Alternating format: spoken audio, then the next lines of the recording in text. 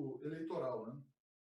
Mas aí, Leonardo, o que acontece? Eu acho que eles apostam no impulsionamento pago, entendeu? Eu acho que sim, é que tá. Eu acho que teve um grande problema, viu, Pimenta, nessa reforma política, que foi permitir justamente o impulsionamento pago nessas redes sociais, principalmente Facebook.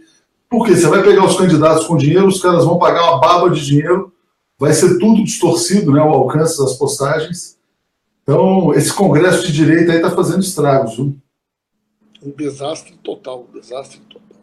Desastre total. Olha, o pessoal está chegando, a gente já tem mais de 200 pessoas aqui, muita gente já caminhando para cá. Daqui a pouco a gente começa, deixa só chegar a turma toda, eu vou estar acompanhando os comentários aqui no YouTube, né? E, Pimenta, eu queria te falar que a TV 247 está sendo um sucesso. Na sexta-feira de manhã a gente alcançou 40 mil inscritos, né? Estamos indo rumo aos 50 mil já. E o Estopa estava me explicando que quando a gente bate em 50 mil, o YouTube, ele muda o seu algoritmo e você passa a estar muito mais exposto na própria página do YouTube. Então é importante a gente fazer esse esforço agora para chegar aos 50, viu? E depois aos 100, muito mais, né? Que coisa boa, né, Leonardo? Pô, muito bom.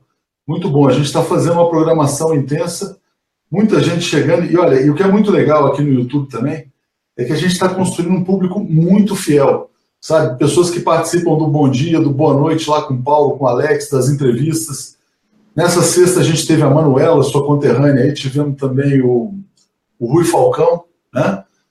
Tivemos o Postman na semana também. Foi uma semana bem, bem agitada lá. Politicamente, você sabe que você passando em São Paulo é obrigação passar por lá, né? Rapaz, eu tenho ido muito correndo, Leonardo. Eu chego aí de manhã. Não, eu sei, mas não. Praticamente faço uma coisa, outra e volto correndo, né? Eu sei que você vem para aquelas conversas estratégicas aqui com o presidente, com todo mundo. Vamos começar nosso papo? Estou à disposição. Então, vamos lá. A gente está com 300 pessoas já, e aí depois a entrevista continua e mais gente vai entrando e vai assistindo. Primeiro, é o seguinte, está todo mundo assustado, né? Com essa falta de decisão, né, que na verdade a não decisão no Supremo é uma decisão de empurrar o Lula aos leões, né, quando a Carmen Lúcia decide não pautar a questão da segunda instância, apesar de pedidos de vários colegas dela, inclusive o decano, né, o Celso de Mello, falou que ela deveria colocar isso em discussão, que isso aí não era pequenar o Supremo, o Lewandowski se manifestou, o Gilmar várias vezes, e aí ela não se mexe. A que você atribui essa paralisia da Carmen Lúcia? Será que é algum compromisso? O que está acontecendo? Olha, Leonardo, em primeiro lugar, eu acho que é um jogo de alto risco, né? Eu acho que existe dentro desse bloco, vamos chamar assim, desse bloco que apoiou o golpe, que tem compromisso com o golpe, eu acho que eles não têm uma opinião única de como se movimentar nesse momento, né? Existem vários setores do próprio capital que hoje já percebem que uma eleição sem o Lula ela só vai agravar ainda mais a crise. Claro. Por quê? Porque, por um lado, nós não vamos reconhecer a legitimidade do processo, né? Querendo ou não, nós representamos um setor, né, significativo da sociedade, e nós vamos ter uma eleição que pode ter aí mais de 70% de brancos, nulos e abstenções. Ou seja, é um simulacro de eleição. Então, o que acontece? Tu vai ter um segundo turno entre um candidato que fez 12% e outro que fez 8%.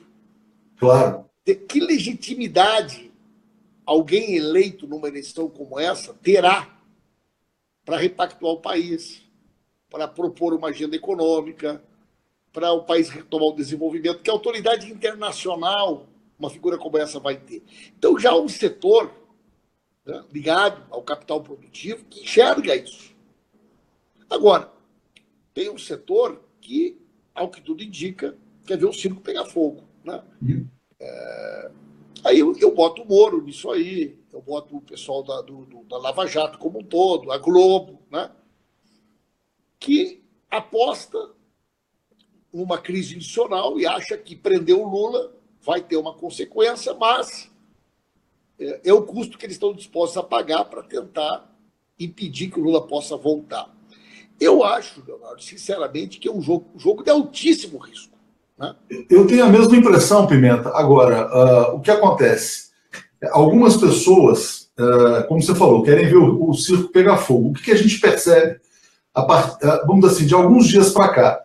O PT mudando o tom, né? O PT ia pelo caminho sempre institucional. Aí ontem a gente teve um vídeo da presidente Gleisi Hoffmann dizendo que o PT vai às últimas consequências em defesa do Lula e do povo brasileiro. Você postou um vídeo hoje também dizendo que o PT não vai aceitar passivamente uma prisão do Lula. E a gente vai publicar daqui a pouco uma entrevista com o Rui Falcão, ex-presidente, em que ele fala que uma prisão do Lula não será uma prisão a frio, que vai ter confusão, que vai ter conflito, se houver, se isso acontecer. Né? Então eu queria que você falasse desse cenário, eu já vou emendar com um comentário de um telespectador nosso, que está dizendo o seguinte: Pimenta, estamos prontos, é do José Joca Ramiro, Pimenta, estamos prontos para incendiar o Brasil se o Lula for preso. Só queremos que vocês nos liderem. Como é que você está vendo esse cenário? Agora, só antes de nós passar para isso, o que eu acho? Eu acho que a Carmen Lúcia ela está trazendo a crise para o colo do Supremo Tribunal Federal. Claro.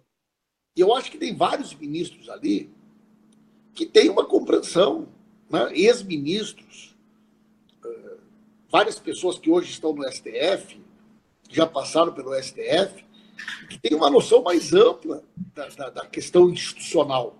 Tá. E a Carmen Lúcia, na medida que ela se nega a pautar o habeas corpus, porque se ela pauta o habeas corpus, ela tira o problema do STF. Não, e tira do colo dela, porque ela divide o plenário. Se a maioria mantém a posição, bueno, é a posição majoritária da Suprema Corte. Se a maioria rever a posição da prisão em segunda instância, é uma decisão também fundamentada, né, numa interpretação da Constituição. Agora, quando ela não pauta, Leonardo, aí o que ela faz? Aí ela traz a crise para o colo do Senado, do STF. Por quê? Porque ela está simplesmente sozinha, dentro da casa, dizendo o seguinte: olha, eu não vou pautar. Porra. Quer dizer, ela vai jogar, ela vai permitir o Lula ser preso? Ela vai permitir. Parece que é o desejo dela, o que tudo indica é o desejo dela. Agora, aí entra o que tu falasse, né? Então, por exemplo, a pressão que a Globo está fazendo, os editoriais, né, quase que diários. Pois é, Pimenta, mas assim, tudo bem, existe essa pressão da Globo, mas você percebe a repercussão negativa que esse fato gerou para a Carmen Lúcia? Por exemplo, Zé Simão detonou o encontro dela com o Temer ontem. Se ela tiver... Assim, a voz das ruas hoje é totalmente contrária. A Globo não é a voz dominante da sociedade. Sim, mas veja bem, o que explica aquele encontro de ontem? O que explica? Me responde. Aquela foto foi posada ou aquela foto vazou? Alguém tirou aquela foto? Porque a intenção daquele encontro era um encontro...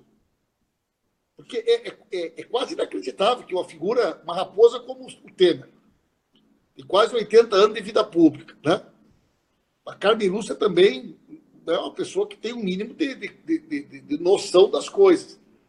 Se encontrarem fora da agenda oficial, às vésperas do julgamento do recurso do Lula, enquanto ela está com o habeas corpus na gaveta, e o Temer denunciado, às vésperas de ter uma terceira denúncia sobre a questão dos portos, rapaz, é um negócio de uma... Sinceramente... Isso lembra, Pimenta, lembra uma frase da própria Carmen Lúcia, que chegou a dizer que o escárnio venceu o cinismo. É mais ou menos isso que está acontecendo. O escárnio está vencendo o cinismo. Mas pensa bem, Leonardo, se tiver qualquer um dos dois, que tem um monte de assessores, quer dizer, será que ninguém disse: olha, doutora, por que a senhora não fala com ele na segunda-feira? Olha, presidente, né? Aquele bando de puxa-saco que deve ter na volta. Se o senhor fizer um encontro desse aí na imprensa, isso aí vai passar, vai pegar muito mal. Ninguém vai entender. Isso aí é um escárnio, isso aí é um erro. A sua tese é de que foi intencional, então? Eu estou tentando entender. Estou tentando compreender. Aquela foto, eu não vi de quem é aquela foto que vazou, eu não consegui achar o nome do fotógrafo. Procurei.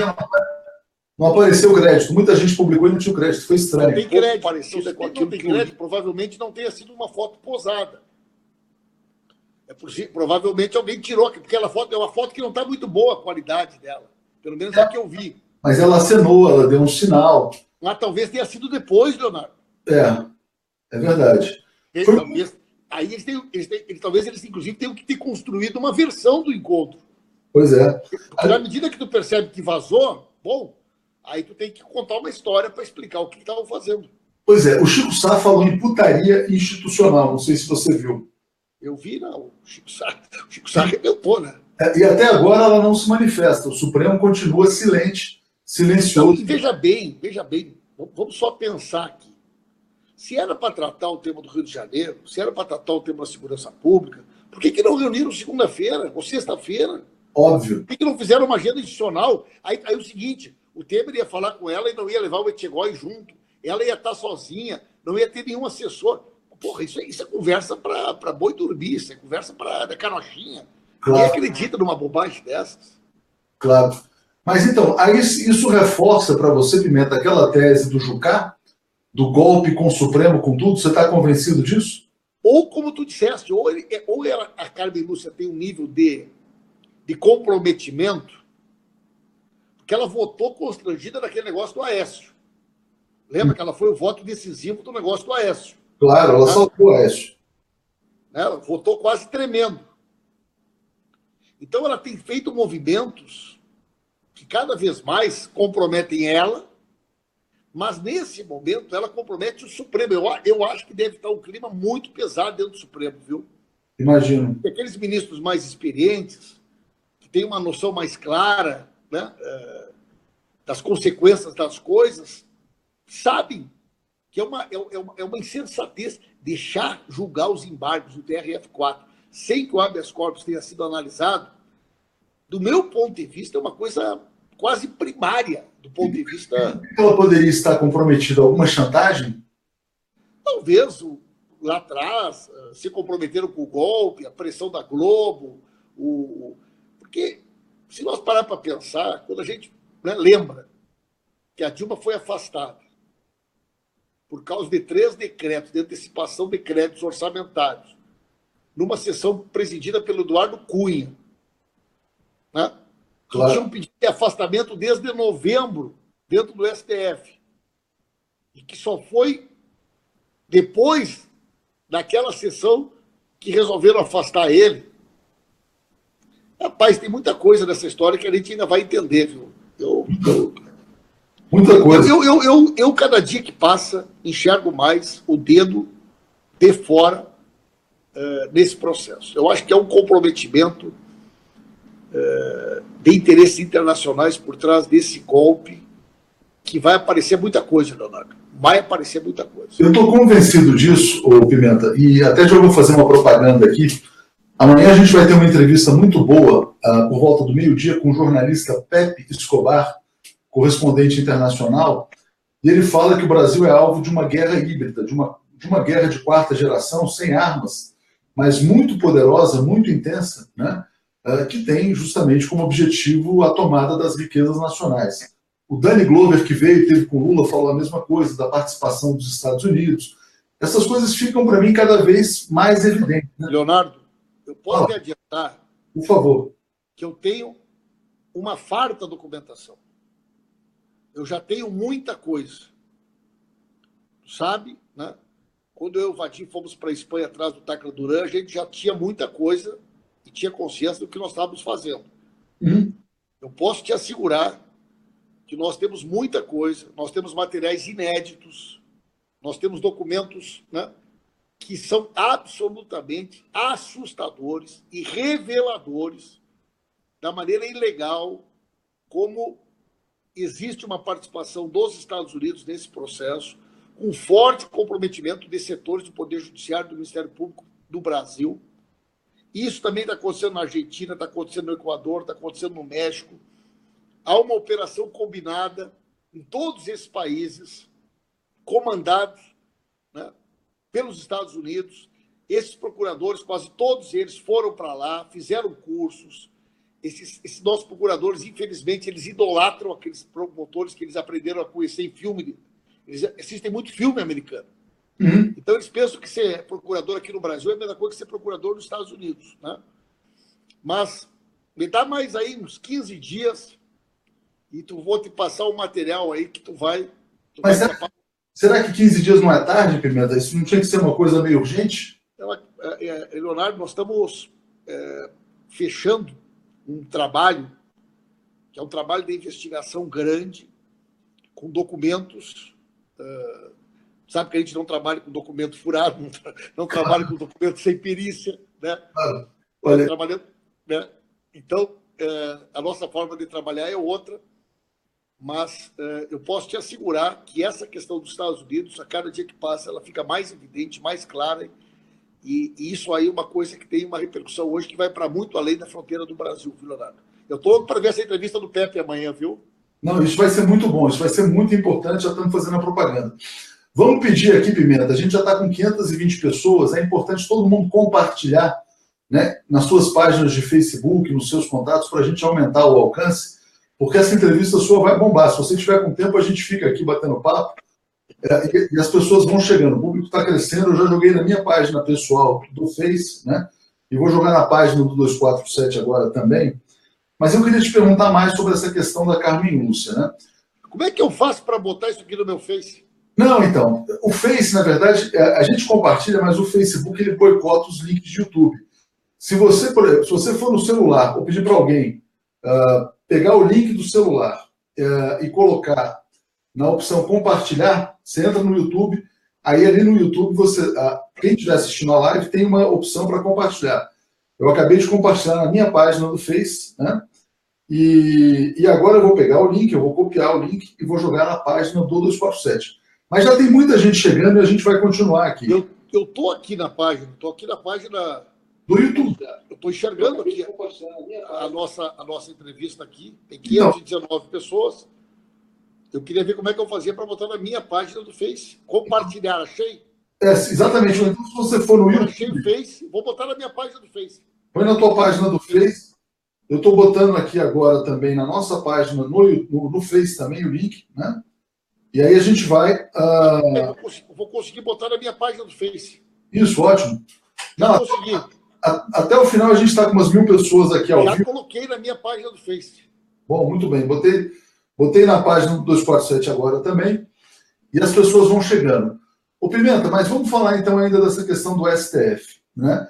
Essa relação, essa pressão da Globo está ficando evidente. Teve um fato, eu não sei se você reparou, que foi a Carmen Lúcia antecipar a pauta de abril, né, para o Gerson Camarote, que disse uma coisa muito inusual, né, porque o Supremo, em geral, ele divulga a pauta da próxima semana e tudo pode mudar. Ela resolveu divulgar do mês inteiro de abril. E isso sai na Globo. Né? Como é que você vê um negócio desse tipo? Não, a Carmen Lúcia, veja bem, em primeiro lugar, aquela ida dela naquele almoço. Ela foi num almoço com executivos de algumas das principais multinacionais interessadas no golpe, presentes no Brasil. Shell presente, né? Shell, Microsoft, Nestlé, que é uma coisa absurda. Em nenhum lugar do mundo, você vai ver uma presidenta do mês inteiro de abril. Corte isso sai participar de um almoço com executivos de empresas multinacionais e anunciar para os executivos que não colocariam em discussão a questão, né, que envolve o habeas corpus. O que eles têm a ver com isso? Claro. O que eles têm a ver com isso? Não, eles têm muito a ver com isso porque eles são os patrocinadores do golpe. Ela, do ponto de vista formal, quer dizer, qual é a explicação? Aí, não satisfeita agora, ela vai no Gerson Camarote, vai dizer, olha, eu vou adiantar aqui a pauta de abril, a pauta de março. Mas isso nunca aconteceu. Isso nunca aconteceu, efetivamente. Então, isso aí, o que nós estamos assistindo, infelizmente, é uma perda completa de qualquer cuidado com o Estado Democrático de Direito. Né? É o que eu estou te dizendo, aquele encontro ontem, a impressão que me dá é que eles acham o seguinte, olha, entendeu? É do Jarbas Passarinho, aquela frase, não é? Os escrúpulos, as favas, não sei como é que é.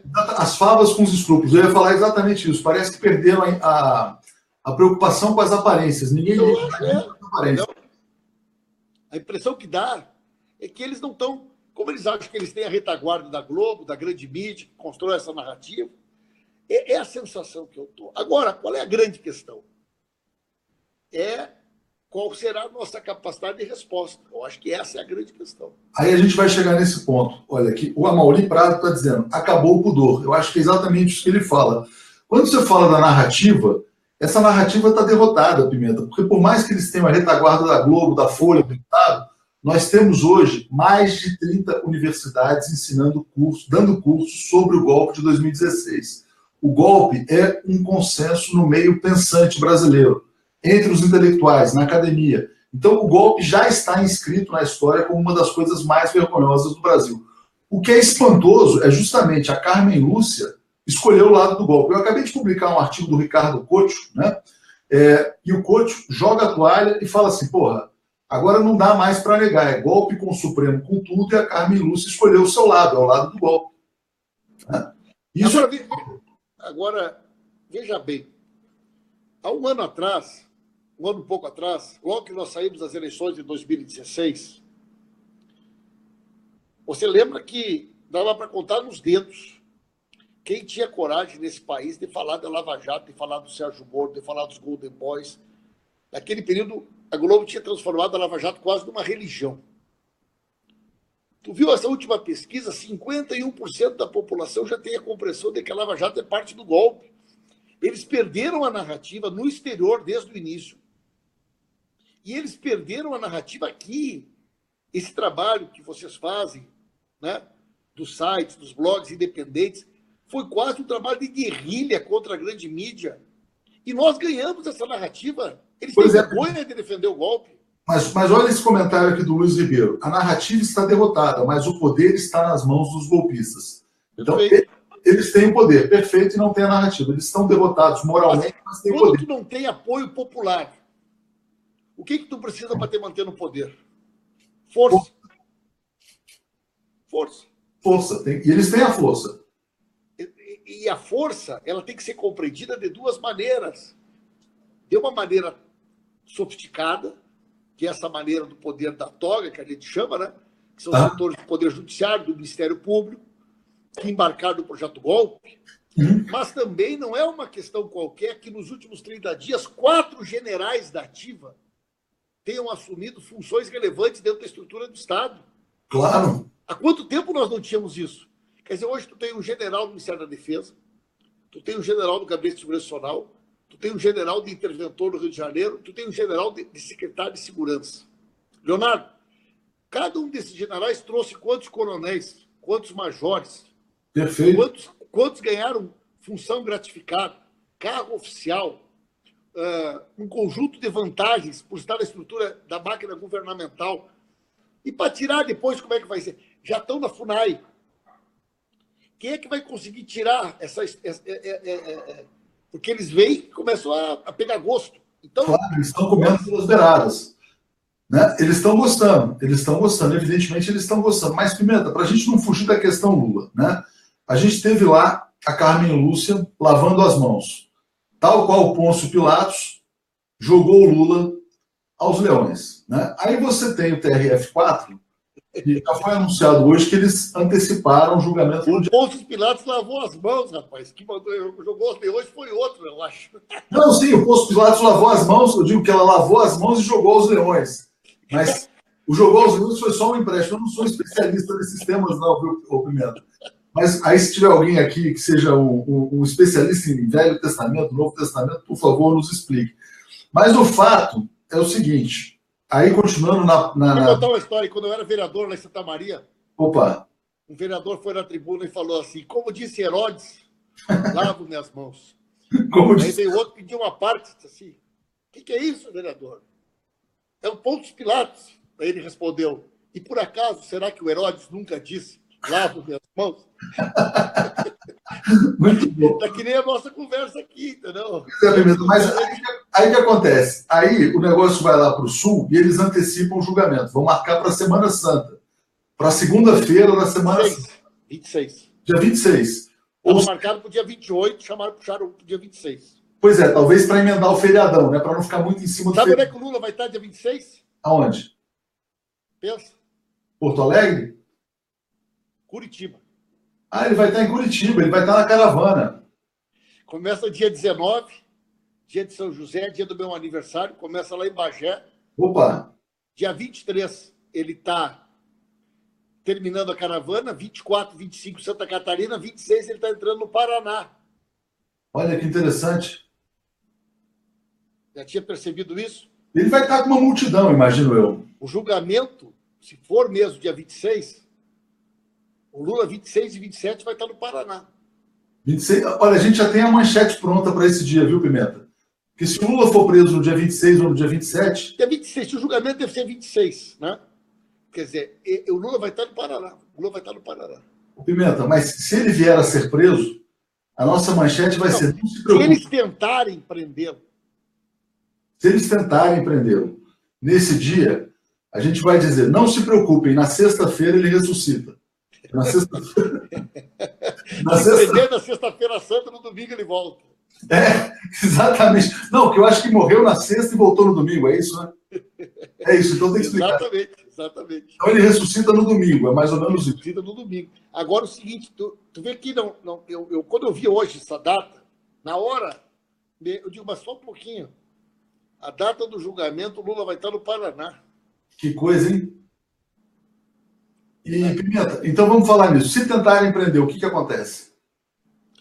Em primeiro lugar, eu acho que se nós não reconhecemos a sentença, se nós não reconhecemos a legitimidade da condenação, se nós entendemos que o julgamento do TRF4 foi um julgamento combinado, os votos previamente acordados. Todos iguais, né? Inclusive na alteração do prazo para evitar risco de prescrição. Uhum.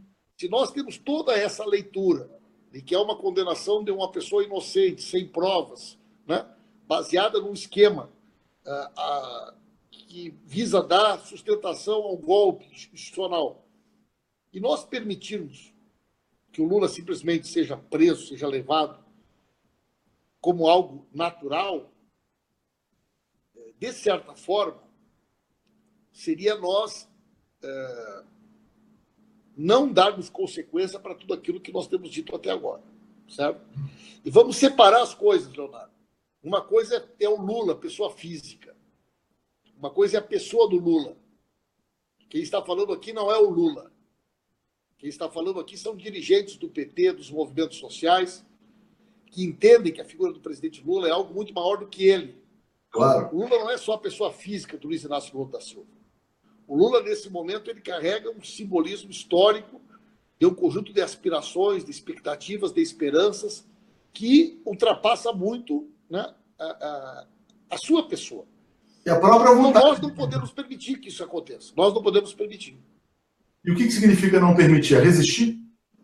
Nós, veja bem também, nós não podemos ser, digamos assim, não podemos... Quer dizer, se nós temos uma estratégia de mobilização e de organização da sociedade, o que nós temos que fazer é nos preparar para ela e fazer com que ela aconteça. E não há nenhum sentido de nós anteciparmos, né? Antes do que nós pretendemos fazer. O que nós temos que chamar a população brasileira, e a partir de agora, tu pode ver que a gente está começando a chamar para que as pessoas venham se manifestar. Nós queremos ter o apoio não só das pessoas que são simpáticas ao PT, aos partidos do campo da esquerda, para a defesa da democracia. É óbvio, né, Pimenta? A defesa da democracia. Como disse o Renan Calheiros, a Carmen Lúcia está arriscando jogar o Brasil na mais insana crise institucional da sua história. Renan tem razão, você não acha? Eu acho que, na realidade, o Renan disse a mesma coisa que a gente tem dito, né? Quer dizer, a Carmen Lúcia está cometendo uma insensatez de difícil compreensão num momento histórico delicado como esse que nós estamos vivendo, e assumindo sozinha o ônus de não pautar esse habeas corpus, e, em função da decisão dela, pode ser levado ao cárcere a maior liderança popular que esse país conheceu ao longo das últimas décadas. E uma pessoa que da história, Pimenta, da história. Da história. Não tem outra liderança comparável, nem Jesus. Depois, quando eu digo isso, aí eles acham que a gente é muito lulista, né? Mas eu sou lulista. Não, mas a questão é reconhecer o papel histórico. Isso aí. E outra coisa, se tu pensar o seguinte, Leonardo, me diz hoje no mundo uma outra liderança popular de esquerda, né, que de alguma maneira represente algum tipo de resistência a essa lógica do neoliberalismo, desse sistema hegemônico do capitalismo a nível mundial, mais importante do que o Lula. Não existe. Por isso que o Lula é um perigo tão grande para o sistema. Exatamente. Porque, na realidade, eu fui na Argentina participar daquele ato em Buenos Aires, fui lá representar o nosso projeto, o nosso partido, e eu fiquei impressionado. Eu fiz um ato lá na CTA, que é a CUT deles. Estavam todos os partidos da esquerda do campo popular. Todos.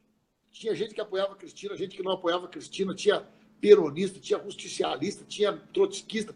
Estavam várias centrais sindicais, tinham 5 ex-ministros, tinha o vice-presidente da República, tinha 2 ex-prefeitos de Buenos Aires, e toda a sociedade civil, num ato de solidariedade e apoio ao Lula, e o que eles diziam era o seguinte: mas isso é um escândalo, é inaceitável, é inconcebível imaginar.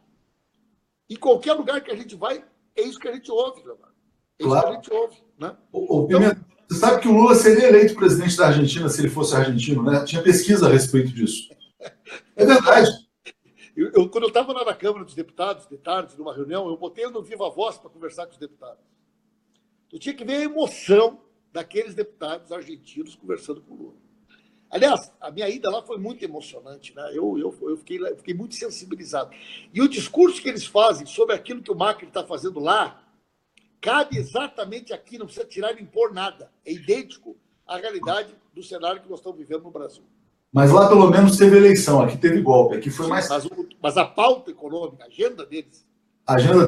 Agora tem lá projeto de delações premiadas, tem juízes, promotores extrapolando suas competências, tem pessoas presas sem condenação, prisões sendo mantidas sem qualquer justificativa, familiares sendo perseguidos no sentido de constranger pessoas a fazerem delações, tudo igual ao que nós assistimos aqui, tudo igual. É uma guerra imperial, Pimenta. Mas, enfim, então você diz o seguinte: não podemos permitir e você não pode antecipar qual que é essa estratégia de mobilização e resistência. Eu acho que seria, digamos assim, desnecessário, né?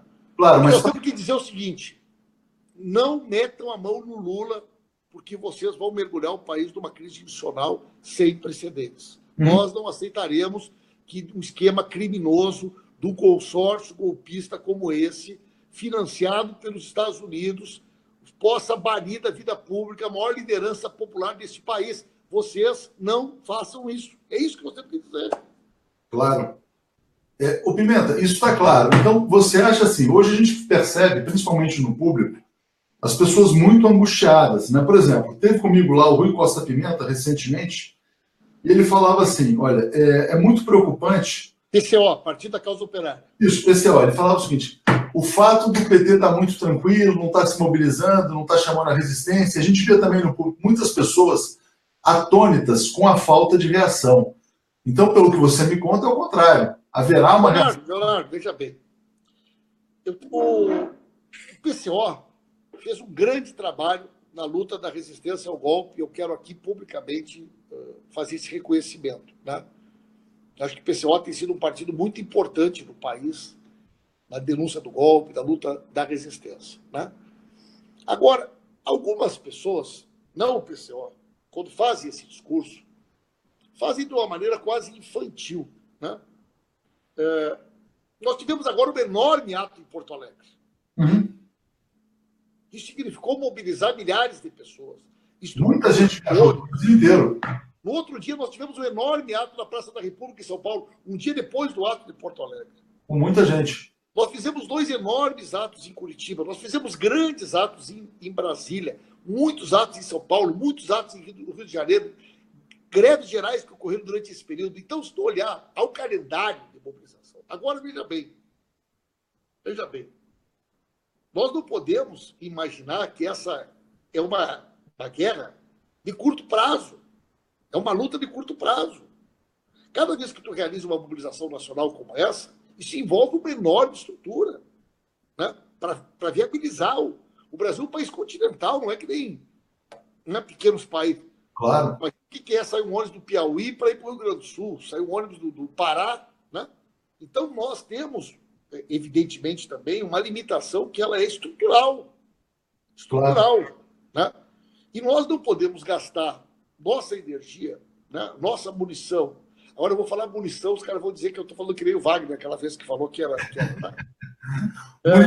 entenda-se por isso, então, nossos recursos intelectuais. Nossos argumentos, nossa capacidade de trabalho, porque nós sabemos que nós teremos enfrentamentos importantes pela frente. Então, seria um erro. Isso é tipo uma corrida de 1.500 metros. Aí o cara passa correndo a toda dos 400, em primeiro lugar. Aí nos 800 ele passa em primeiro de novo. Em 1.200 ele passa de novo. Daí ele fica para trás, os outros chegam. Aí no final ele vai dizer, mas eu passei 3 vezes em primeiro. O que adiantou? Entendeu? O que adiantou? Então, existe um planejamento, existe uma estratégia de resistência, de mobilização. Aí as pessoas dizem, mas a gente está sendo derrotado. Como está sendo derrotado? Há um ano atrás, nós tínhamos 17% da população que compreendia que a Lava Jato era parte do golpe. Há um ano e meio atrás, o PT foi derrotado nas eleições de 2016 e muitas pessoas apostavam que o PT tinha sido inviabilizado. Quem é que imaginava, um ano e meio atrás, que o Lula estaria liderando todas as pesquisas de opinião pública? E o candidato deles, que era o Aécio, hoje não pode sair de casa. Não pode sair de casa. Então, nós só avançamos de lá para cá. Nós ganhamos o debate da opinião pública, nós ganhamos a narrativa fora do país, nós ganhamos aqui, nós criamos as condições para que a resistência... Imagina como é que nós iríamos resistir com menos de 15% da população entendendo que o Lula estava sendo perseguido. Não, e fora outras coisas também, né, Pimenta? A reforma da Previdência que não passou, também tem isso, fora isso. As pessoas também não podem subestimar essas coisas, né? Leonardo, quando o cara começa a me criticar dentro do Facebook, né? Vem pra rua, né? Vocês têm que fazer alguma coisa. Sabe o que eu digo? Me posta 3 fotos de 3 mobilizações que tu foi e a gente continua conversando. Só 3. Porque eu respeito, né? Agora, o cara sentado no sofá, atrás do computador, né? Agora tem ato da frente do STF essa semana. Eu estava lá. Na frente do ato do STF. Teve atos agora em todo o Brasil, no 8 de março. Quem é que foi? Qual é as mulheres que foram? Por que não participaram? Teve ato em tudo quanto é jeito, teve ato em tudo quanto é tipo. Agora, ô Pimenta, você fala o seguinte, a gente pode cair na mais aguda crise institucional da história, né? Se houver essa loucura, essa insanidade, essa insensatez, com a resistência que nós sabemos que haverá, você não acha que isso pode dar o pretexto para um governo ilegítimo, usurpador, recorrer aos militares e cancelar as eleições? Veja bem, Leonardo, veja bem. Eu acho que uma crise institucional ela é um pouco parecida com aquilo que Ulisses Guimarães dizia sobre uma CPI. Todo mundo sabe como é que começa, ninguém sabe como é que termina. Né? Na medida que eles tomarem uma decisão e resolverem, né, comprar a parada para ver o que vai acontecer se prender o Lula e tentar impedir ele, né, tentar criminalizar, porque o Lula tem 72 anos, vai fazer 72 anos. Claro. Quer dizer, prender o Lula significa o Lula morrer na cadeia. Isso. Significa banir o Lula da vida pública. Quer dizer, na medida que eles estiverem dispostos a comprar as consequências, dentro e fora do Brasil, de uma atitude como essa, evidentemente que eles estarão acendendo um barril de pólvora que ninguém sabe aonde que ele vai explodir, como é que ele vai parar. Né? É impossível prever. Realmente, a gente... E aquilo que eu te disse, qual é o problema? O problema é que o fato deles não terem candidato torna o processo eleitoral absolutamente frágil e ilegítimo. Claro, Quem é que vai sair desse processo eleitoral com legitimidade numa eleição sem o Lula? claro. Qual que seria o sonho de consumo deles? Lança o candidato e derrota o Lula na urna. Pois é, mas isso é Pronto, impossível, né, Pimenta? está resolvido. Só que isso é impossível. Como eles não têm essa solução, eles vão cada vez mais mergulhando o país na crise institucional. Né? Claro. Agora, qualquer cara com mínimo de responsabilidade institucional sabe que só vai repactuar esse país quando tiver uma eleição limpa, onde o Lula possa participar, eles têm um candidato deles, e quem perder a eleição vai respeitar o resultado da eleição. É óbvio. Só que como esse cenário deles vencerem é impossível, é isso que traz o grande risco. Por quê? Porque o golpe também não quer sair, não quer simplesmente dizer adeus e falar, bom, vamos embora agora. E aí a gente pode ter o risco de um regime que se imponha pela força. O golpe, ele tem a dificuldade de se assumir como golpe. Tá?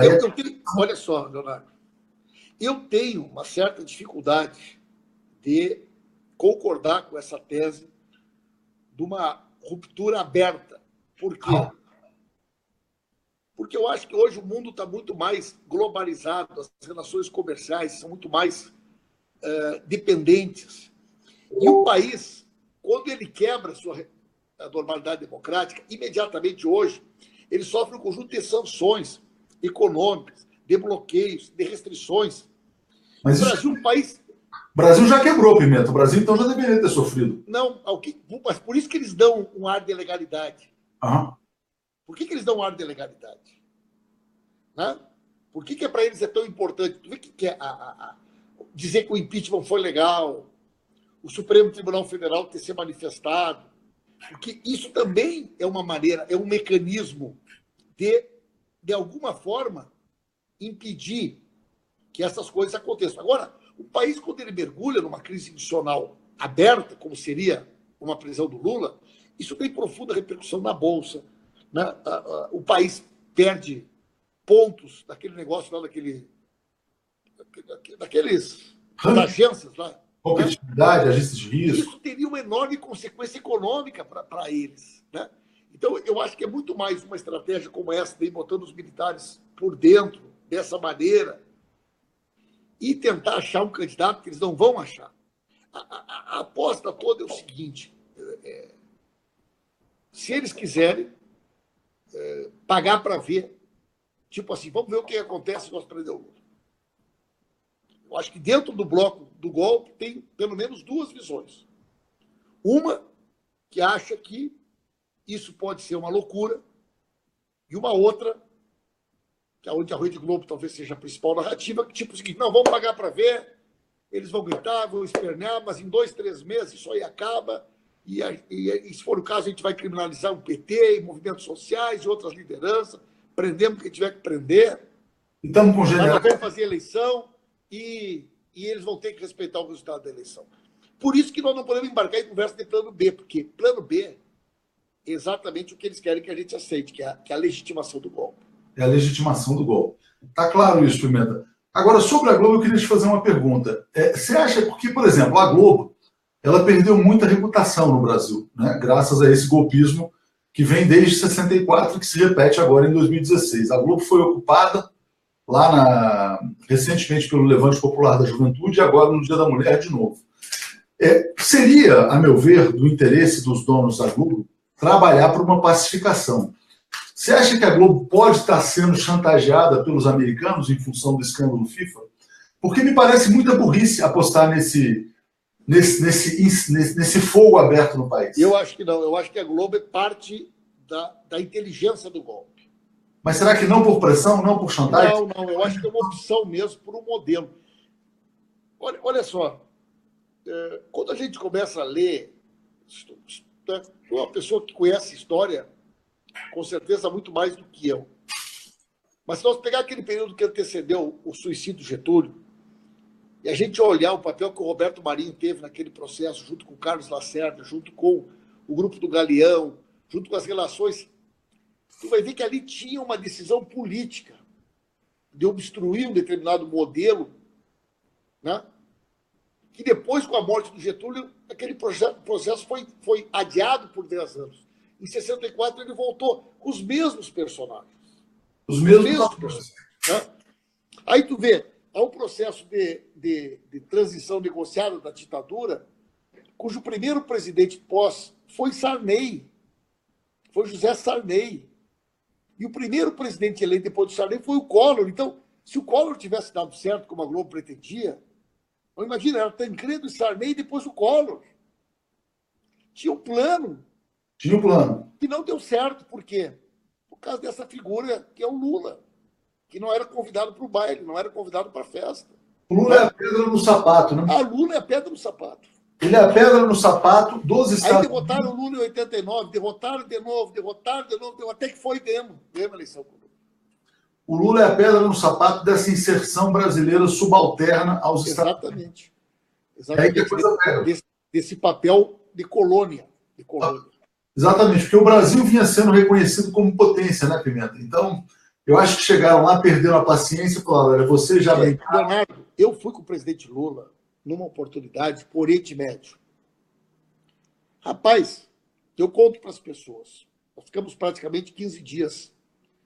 E fomos lá para tratar do BRICS, fomos lá para tratar de uma repactuação de relações econômicas, políticas comerciais.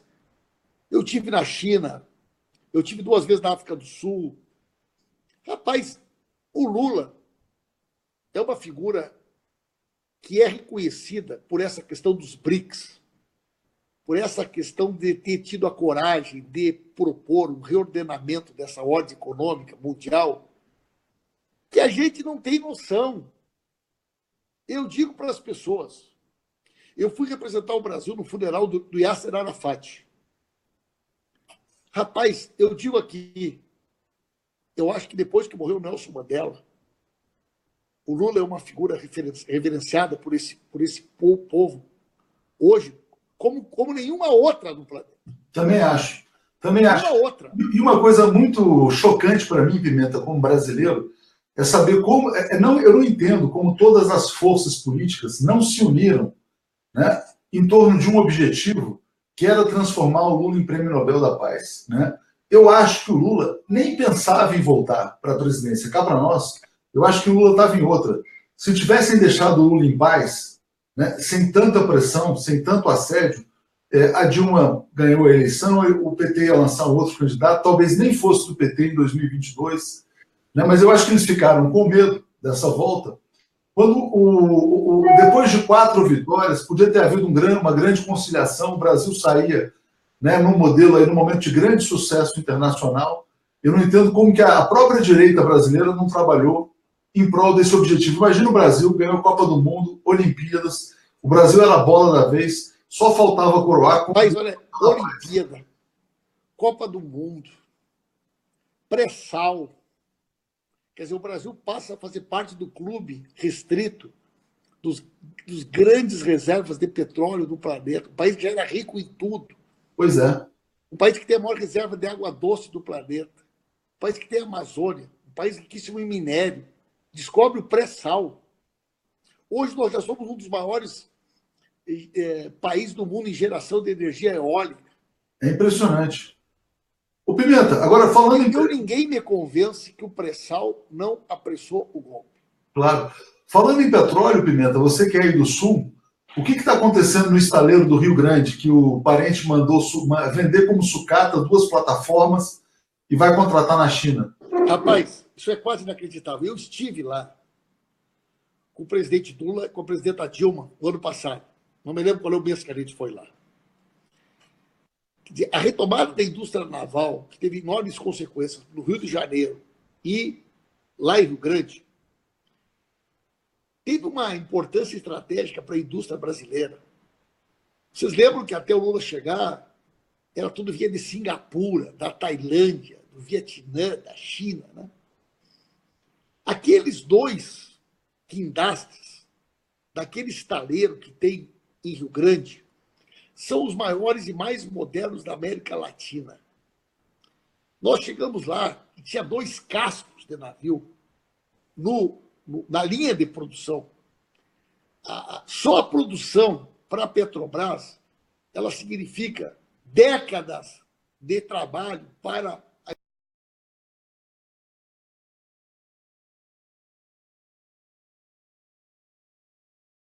indústria naval brasileira em Rio Grande e no Rio de Janeiro.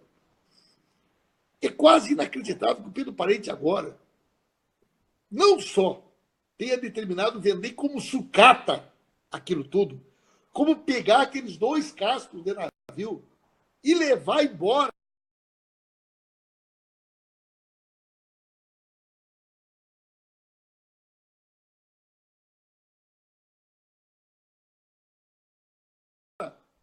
para ser feito.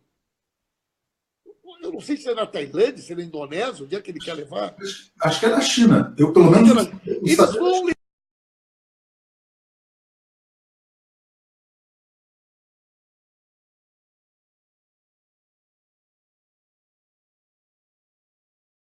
levar para terminar de fazer lá.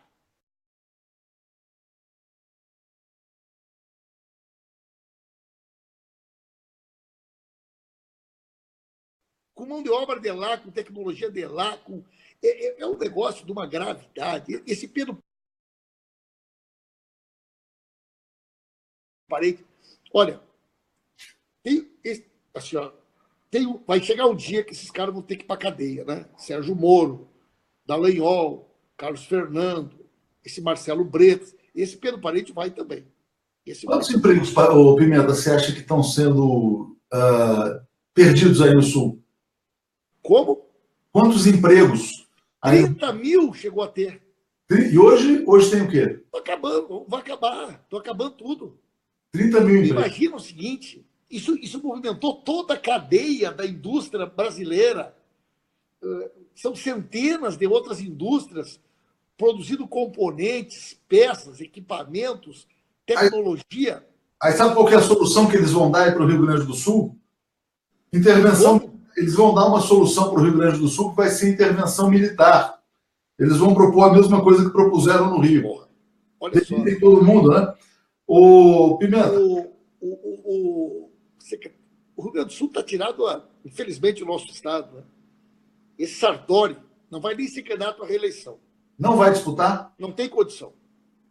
A RBS vai chegar para ele, vai bater nas costas de Sartori. Muito obrigado. O trabalho sujo foi bem feito, mas tu não tem voto para te eleger nem síndico mais. Esse aí consegue disputar com o Temer. Só a Marcela que acredita que ele tem chance de concorrer para alguma coisa. Esse aí tem menos. Não vai ser nem ser candidato. Não conseguiu pagar em dia salário do funcionalismo. Sabe o que os caras ganham? 250 pila no início do mês. É impressionante. Policial militar, policial civil, agente penitenciário, professor. O Tarso nunca atrasou um mês de salário. Deve estar um caos aí. O secretário de Segurança Pública do Estado, César Schirmer, era prefeito de Santa Maria, fugiu da cidade, abandonou a prefeitura no meio. Ele que era o prefeito quando aconteceu a tragédia da Boate Kiss. César Schirmer entende de segurança pública tanto quanto eu entendo de física quântica. Essa é a verdade. Ou seja, nada. Tiraram de Santa Maria para criar sei lá eu se foi para foro privilegiado, abandonou a prefeitura antes de acabar o mandato. É o secretário de Segurança. O Rio Grande do Sul está vivendo um cenário de caos absoluto, jamais visto. Né? Eu não me admiro que estejam pensando num negócio parecido com esse. É importante, viu? Sabe que o Etchegói era general lá em Santa Maria. O Etchegói. Foi o Schirmer que aproximou o Etchegói do Padilha, do Osmar Terra, do Temer. Foi pela mão do Schirmer que ele chegou no governo. Falar no Osmar Terra, ele está falando em acabar com Bolsa Família. Agora ele fala em Bolsa Dignidade. Esse é um dos piores, dos mais reacionários, mais conservadores, mais agressivos representantes desse projeto aí que nós assistimos hoje. Da turma que não foi presa, esse aí é um dos piores, viu? Tem uma turma que já está na cadeia. É claro, tem os G10, né? O Pimenta, vamos fechar aqui então. Foi muito importante essa mensagem que você deu sobre a resistência, né? Que, vamos dizer assim, as pessoas que nos ouvem hoje podem ter tranquilidade de que o Lula vai estar protegido. Não entendi. As pessoas que estão aqui nos ouvindo podem ter a tranquilidade de que o Lula estará protegido, cercado. Como é que você... Só para a gente dar uma mensagem final em relação O senhor pode ter certeza que o Lula não estará sozinho. Nós estaremos com ele e resistiremos contra qualquer tentativa de transformarem ele no primeiro preso político depois da redemocratização. Perfeito. Pimenta, eu queria te dizer o seguinte, nós estamos aqui batendo 850 pessoas ao vivo, essa entrevista vai rodar muito ainda. A gente vai publicar a entrevista também no 247. Vamos combinar de vez em quando para a gente bater um papo assim. Para mim é muito bom poder conversar contigo. Para mim também, é muito bom. Uma coisa mais... Né? Tu é uma pessoa super bem informada.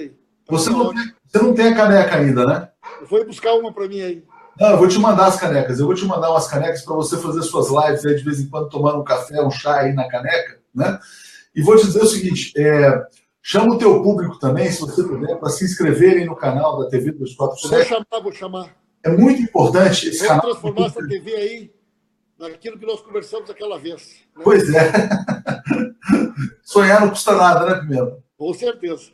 Então tá bom. Ó, boa sabe, noite. Leonardo, que eu agora na liderança, eu tenho tido dificuldade de fazer minhas lives, não tenho mais tempo, cara. Eu imagino. Eu imagino. Mais 14 horas por dia, no mínimo. E os nossos programas estão pegando, viu, Pimenta? Mais de 4, 5 horas de programação por dia. Sempre muita gente boa passando por lá, está sendo muito gratificante. E o Estopa, tá bem o Estopa? O Estopa também. Hoje eu vi uma live de um cara de Brasília, não sei se você conhece, o Daniel Peixeira, que vai ser candidato. Conheço, meu amigão. Pô, esse cara é bom pra caramba, hein? Esse cara foi o cara que fez o grafite do Dick Vigarista do meu gabinete, quando o Dória começou com aquele negócio. Olha uma live ao vivo. Ele é um artista. Ele é um artista, mas de muita consciência política. Eu estava vendo a live. Ele é um artista, ele é um quadraço político, ele é pré-candidato a deputado federal do DF. Vamos apoiar o Peixeira, hein? É gente boa. Gente boa. E ele tem um... Peixeira, na realidade, é um personagem. Né? O nome dele é Daniel Galvão. Claro. E o Peixeira é o personagem dele. O traço dele é maravilhoso, criativo, é ótima. Peixeira. Peixeira, tá no Twitter, tá aí tudo. Então é isso. O Pimenta, te agradeço muito aí pelo papo de hoje. E a gente vai se falar agora com mais frequência. E vamos entrar agora nessas semanas decisivas na luta aí pela democracia brasileira. Um grande abraço, então. Grande abraço para você. Muito obrigado. Eu vou desligar a transmissão e a gente continua ao vivo aqui. Só um minutinho.